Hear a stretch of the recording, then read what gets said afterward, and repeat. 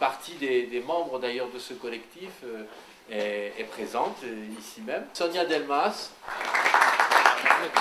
Dominique Vidal,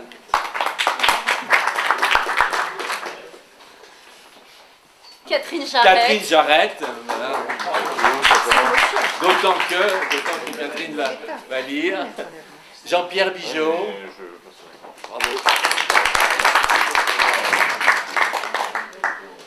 José Luchnik.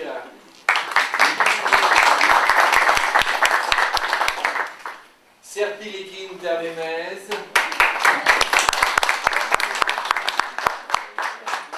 Josiane.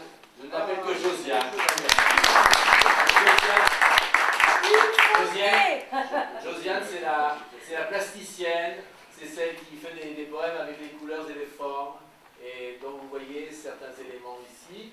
Et en particulier, cette petite composition qui fait partie qui constitue la page de garde du livre. Alors, écoutez, on va essayer d'être rigoureux dans cette soirée parce qu'en fait, à la fois elle se veut conviviale, mais elle se veut très sérieuse. Voilà. Pourquoi très sérieuse? Parce que l'histoire même de la formation de ce collectif s'inscrit dans un contexte qui était tout de même un contexte de gravité, si je puis dire, puisqu'il s'est constitué au début de l'année 2015, c'est-à-dire très précisément il y a pratiquement un an. Voilà.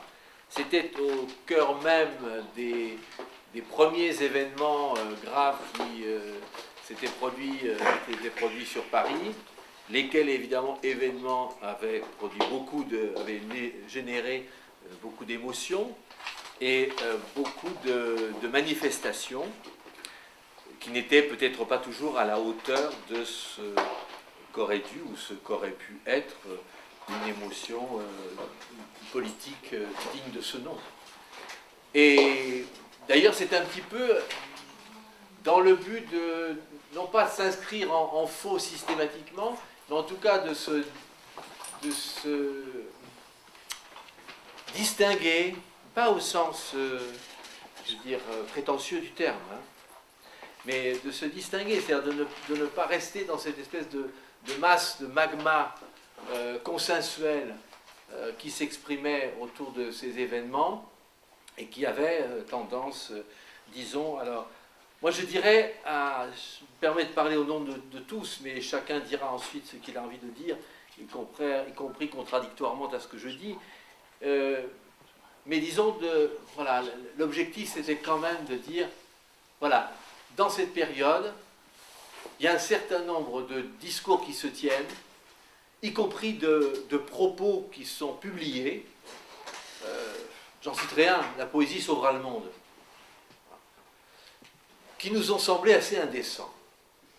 Voilà. Qui nous ont semblé assez indécents, ou du moins relever d'une espèce d'égophagie, ou de contamination de l'ego, voilà, qui fait que tout d'un coup, dans ces lieux, dans ces périodes de crise, il n'y aurait que le poète, il n'y aurait que l'artiste qui tout d'un coup aurait quelque chose d'important à dire et qui viendrait sauver le monde ou sauver la situation. Et ça nous paraissait extrêmement, pour certains d'entre nous, extrêmement désagréable. Donc c'est dans cet esprit-là que nous nous sommes constitués et que nous avons décidé de former d'abord, nous sommes réunis assez régulièrement en discutant et en se disant, voilà, qu'est-ce qu'on pourrait écrire et comment surtout on pourrait essayer d'écrire un petit peu autrement que dans cette espèce de flux consensuel et massifiant. Et donc de là est venu le terme d'effraction, au sens vraiment fort du terme, effraction, voilà, quoi une effraction. On rentre par effraction dans un espace, on force, ben oui, on force ce qui fait limite, ce qui interdit, ce qui empêche l'accès.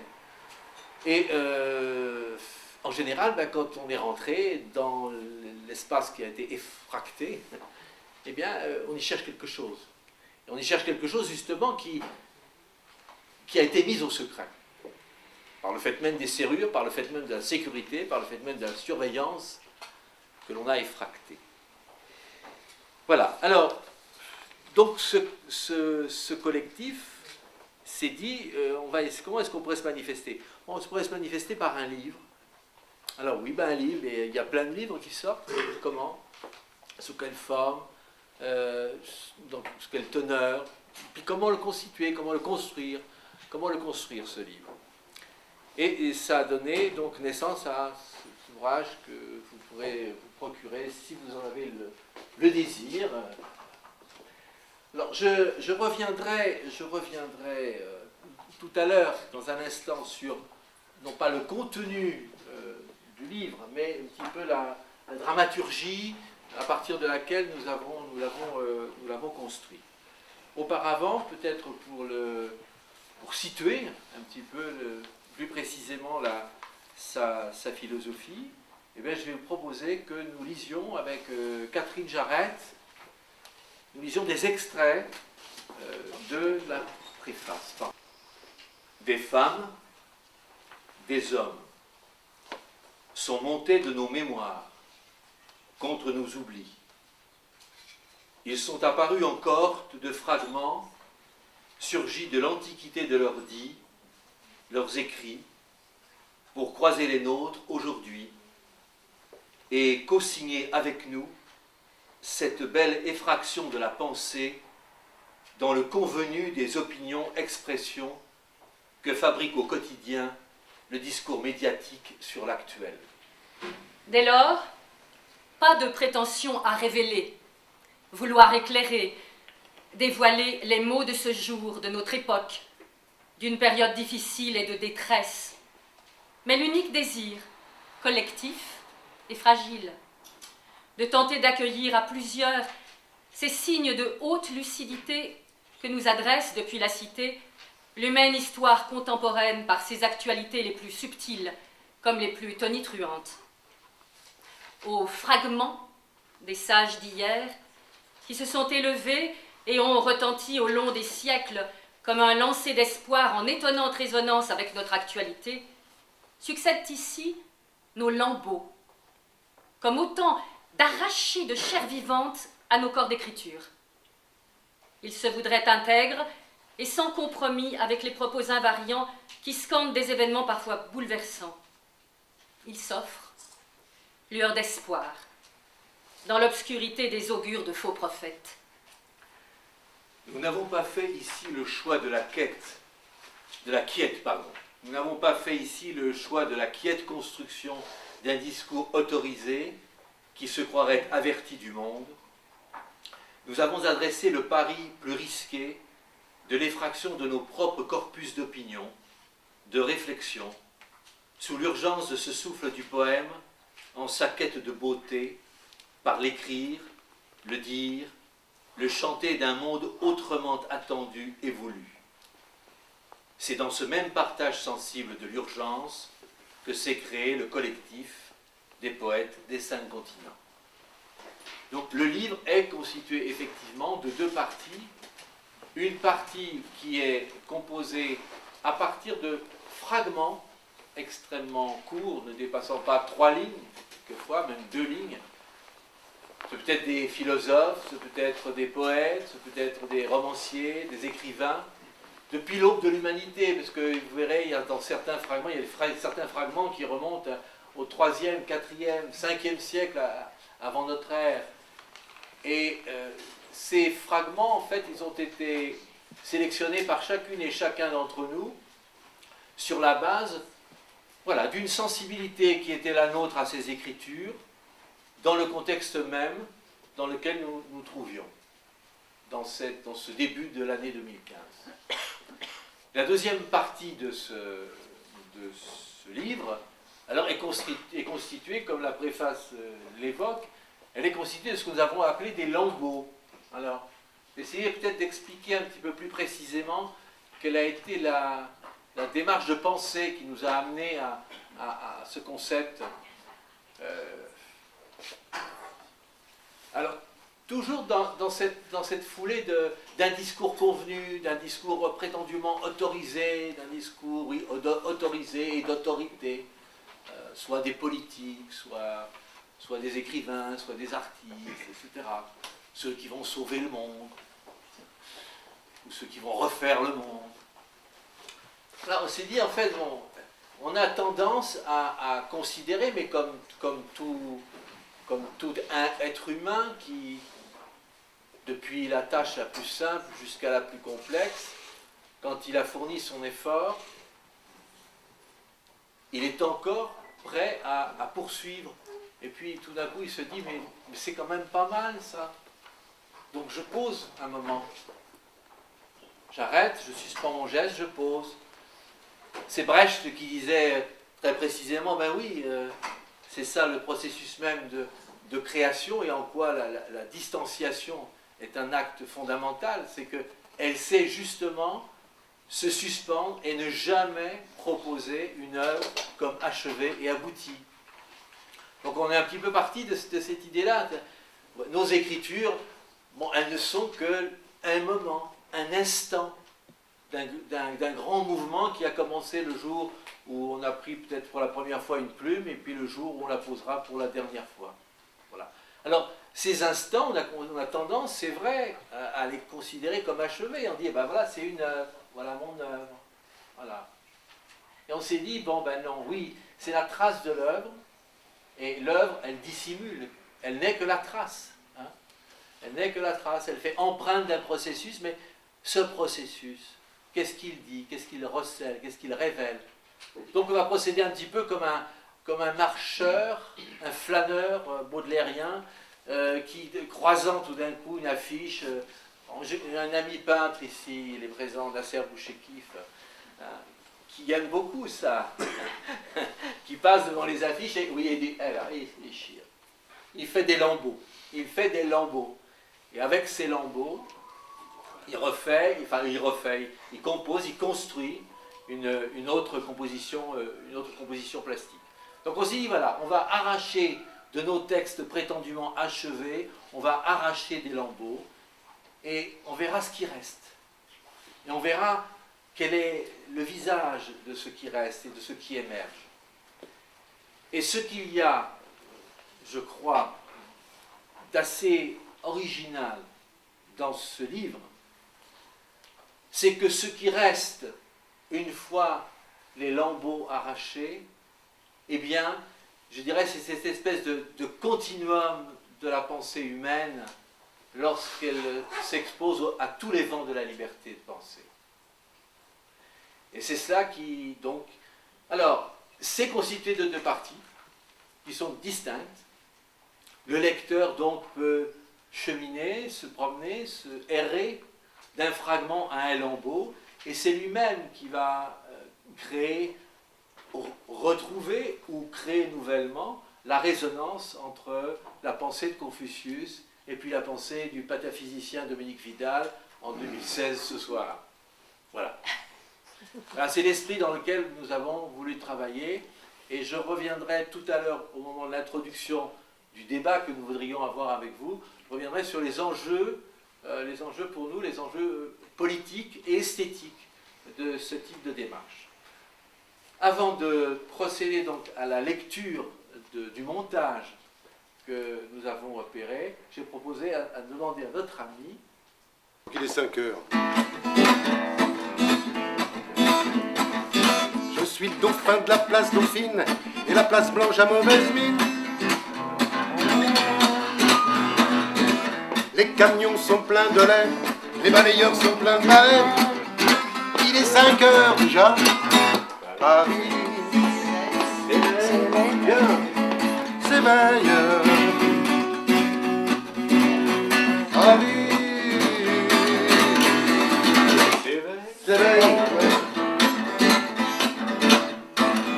Les travestis vont se raser, les stripteaseuses sont rhabillées.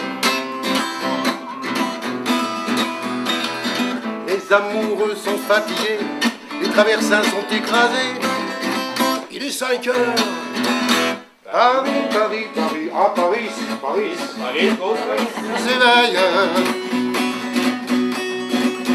Paris s'éveille. Le café est dans les tasses, le café nettoie leur glace. Et sur le boulevard Montparnasse, la gare n'est plus qu'une carcasse. Il est 5 heures. Paris s'éveille.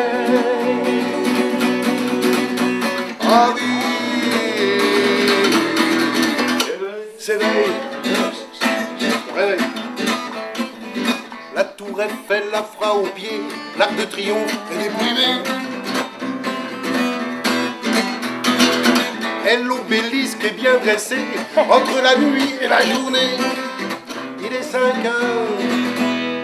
Paris, Paris, Paris, Paris, oh, Paris, s'éveille. Paris, s'éveille. Les journaux sont imprimés, les ouvriers sont déprimés. Les gens se lèvent, ils sont brimés, c'est l'heure où je vais me coucher.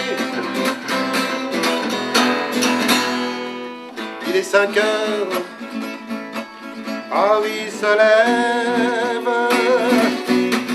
Il est 5 heures, je n'ai pas sommeil, non pas sommeil. Normalement il y a la flûte traversière, hein, mais je fais... Ça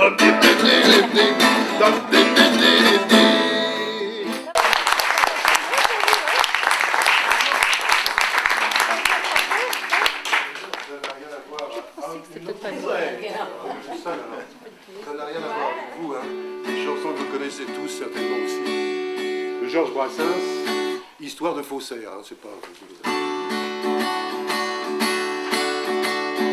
Ne découpant sur champ d'azur, la ferme était fausse, bien sûr.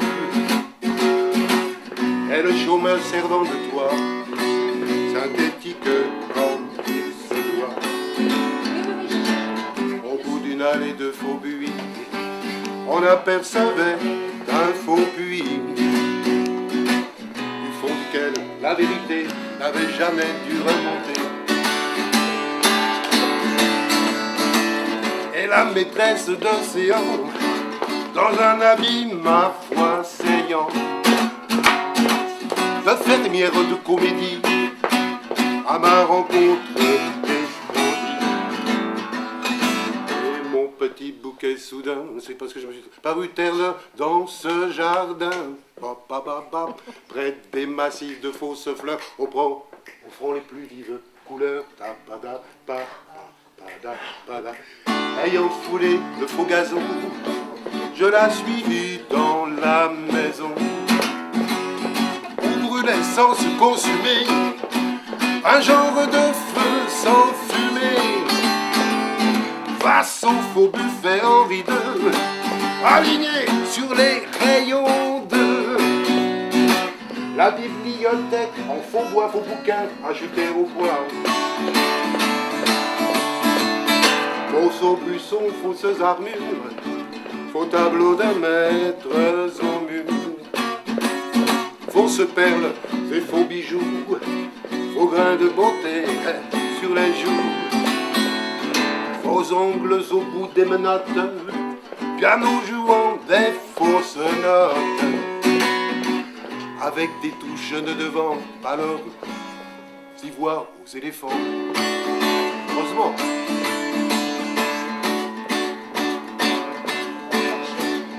Aux lueurs des fausses chandelles, on lève aux fausses dentelles.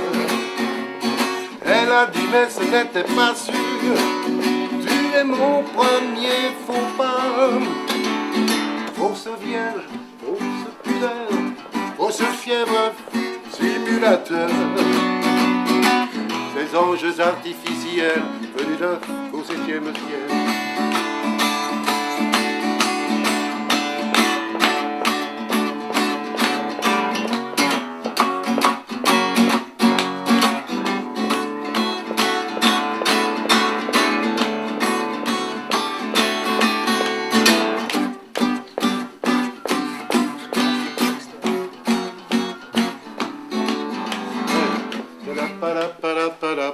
Alors, je dis les couplets, la seule chose un peu sincère dans cette histoire de faussaire et contre laquelle il ne faut peut-être pas s'inscrire en fond. C'est mon penchant pour elle et mon au point du côté du poumon. quand amoureuse elle tomba d'un faux marquis, un vrai marquis de Carabas. En l'occurrence Cupidon se conduisit en faux jeton,